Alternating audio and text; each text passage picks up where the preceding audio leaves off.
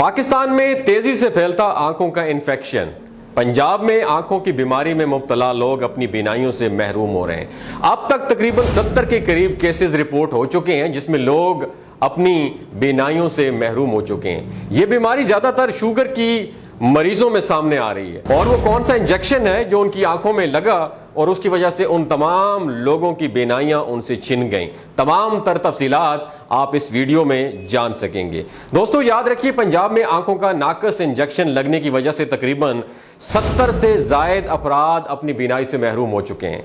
कई जिलों में आंखों के इलाज के लिए अवेस्टन नामी इंजेक्शन लगाए गए जिससे मरीजों की आंखों में शदीद इंफेक्शन पैदा हुआ तो लोग अपनी बसारत खो बैठे। इनमें पीपल्स पार्टी के मारूफ रहनुमा मंजूर चौधरी के भाई और उनके दोस्त भी शामिल हैं। उन्हें पंजाब के जिला कसूर में इंजेक्शन लगा जिसके बाद उनकी आंखों में नाकाबिले बर्दाश्त दर्द शुरू हो गया।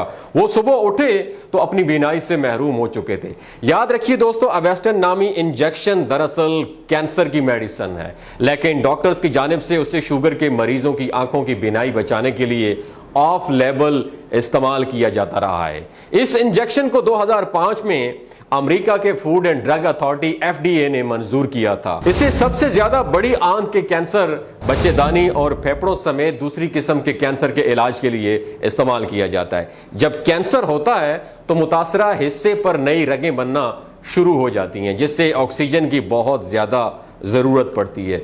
ये रगें जिस्म के सिस्टम का हिस्सा नहीं बनती बल्कि इजाफी होती हैं। इनके हिस्से की ऑक्सीजन जिस्म में मौजूद ही नहीं होती, इसलिए ये दूसरे आज़ा से ऑक्सीजन को खींचना शुरू कर देती हैं। ऐसे में अवेस्टन इंजेक्शन का मुतासरा हिस्से में इस्तेमाल किया जाता है। जब इस इंजेक्शन को लगाया जाता है तो ये मजीद रगों को फैलने से रोक देता है। इसे कैंसर के मरीजों में बहुत ही कम मिकदार में इस्तेमाल किया जाता है। बहुत ही एहतियात के साथ कंट्रोल्ड माहौल में माहिर डॉक्टर इसका इस्तेमाल करते हैं। जरा सी बेहतियाती से इसके साइड इफेक्ट्स हौलनाक से खौफनाक हो सकते हैं। इस इंजेक्शन को FDA ने कैंसर की मुख्तलिफ अकसाम के इलाज के लिए मंजूर किया था। आंखों की बीमारी के इलाज के लिए इसके इस्तेमाल को ऑफ लेवल समझा जाता है। ऑफ लेवल अद्वियात वो अद्वियात होती हैं जिनको FDA ने इस्तेमाल करने की मंजूरी नहीं दी होती। एक मर्ज की दवा को डॉक्टर अपने तजुर्बे की बुनियाद पर दूसरे मर्ज में इस्तेमाल कर सकता है, उसके अगर अच्छे रिजल्ट्स बरामद होते हैं तो इसे बिना मंजूरी की इस्तेमाल करना शुरू कर दिया जाता है। याद रखिए दोस्तों, अवेस्टन इंजेक्शन को उम्र बढ़ने के साथ साथ आंखों में पैदा होने वाली मुख्तलिफ बीमारियों के खिलाफ भी इस्तेमाल किया जाता है।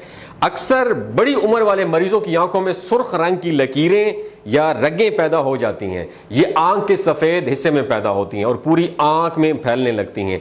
ये बीमारी अक्सर शुगर के मरीजों में होती है जिससे उनकी आंख की बीनाई तेजी से कम होना शुरू हो जाती है। नजर को कमजोर होने से बचाने के लिए अवेस्टन इंजेक्शन बराह रास्त आंख में लगाया जाता है। यह आंख के पिछले हिस्से में जाकर गैर जरूरी तौर पर पैदा होने वाली खून की नालियों की ग्रोथ को रोकता है।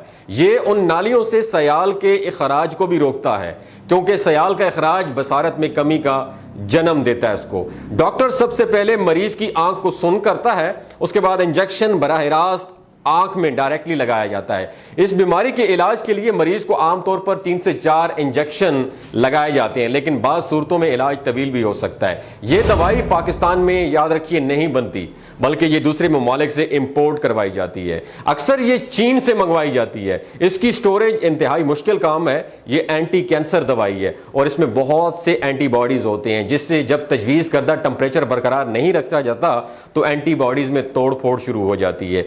जब इस दवा को एक जगह से दूसरी जगह मुंतकिल किया जाता है तो तब भी इसका टेम्परेचर मेंटेन रखना पड़ता है। एक तो ये दवा ऐसे ही ऑफ लेवल थी, दूसरा उसका टेम्परेचर जो है ना वो भी मेंटेन नहीं रखा गया जिसकी वजह से ये इन्फेक्शन बहुत तेजी से बढ़ा और मरीज अपनी बीनाई से महरूम हो गए। पाकिस्तान में अक्सर ये होता है कि एक बड़ी डिब्बी में या बड़े डिब्बे में तमाम इंजेक्शन को भर लिया जाता है और उनको स्टोर कर लिया जाता है यानी रख लिया जाता है और बारी बारी जैसे जैसे मरीज आते हैं वो इंजेक्शन उनकी आंखों में लगा दिए जाते हैं। इससे इंजेक्शन की सिरिंजों के जरासीम से आलूदा होने का खतरा मौजूद रहता है। जिस दवाई से मरीजों की बीनाई महरूम हुई है वो दवा बरतानिया से मंगवाई गई थी। हर शीशी से 1.25 मिलीग्राम और आधे मिलीग्राम के 70 इंजेक्शन तैयार किए गए थे। ये इंजेक्शन लाहौर की एक डिस्पेंसरी में तैयार हुए जिसमें किसी भी किस्म का कोई कंट्रोल्ड माहौल नहीं था। सायरा मेमोरियल से ताल्लुक रखने वाले डॉक्टर आसिम का ख्याल है कि पिछले दिनों पाकिस्तान में एलसीज बंद रहीं। बैरूनी मुल्क से दूसरे सामान की तरह अद्वियात बरामद करने पर भी मुश्किलात का सामना रहा। मुमकिना तौर पर एलसीज बंदरगाह पड़ी रहीं, जिसकी वजह से इन दवाइयों के टेम्परेचर को मेंटेन और कंट्रोल नहीं रखा जा सका। सोने पे सुहागा यह हुआ कि जो कंपनी इंजेक्शन बरामद करती है उसने भी इसकी तरफ खातिर खा तवज्जो नहीं दी और उस बैच के इंजेक्शन लगने की वजह से मरीज अपनी बीनाइयों से महरूम हुए। एक लम्हे के लिए दोस्तों जरा सोच कर देखें, ऐसी दवा जिसको स्टोर करने के लिए मौजूदा मयारी स्टैंडर्ड सिर्फ और सिर्फ लाहौर के 3 हॉस्पिटल्स में मौजूद हैं और उसके कंट्रोल माहौल को किसी ने चेक तक नहीं किया, और ऊपर से लाहौर से 350 किलोमीटर दूर मुल्तान या 600 किलोमीटर दूर रहीम यार खान तक पहुंचाया जाएगा तो रास्ते में उस दवा का क्या हाल होता होगा, या उसका टेम्परेचर जो है वो मेंटेन रह सका होगा? तो जनाब इसका जवाब है हरगिज नहीं। दोस्तों ये वीडियो आप लोगों के साथ शेयर करने का बुनियादी मकसद ये है कि हमें सोचना चाहिए, बहसीत कौम हमें सोचना चाहिए कि हमारे अंदर क्या कोताहियां हैं, क्या कमियां हैं, क्या कजियां हैं। आखिरकार हम कब तक कंप्रोमाइज करते रहेंगे अपनी सेहत पर, अपने माहौल पर और अपनी कमियों पर? दोस्तों अगर आपको ये वीडियो अच्छी लगी उसे जरूर शेयर कीजिएगा। अपना और अपने साथ जुड़े रिश्तों का ख्याल रखिएगा। अल्लाह हाफिज।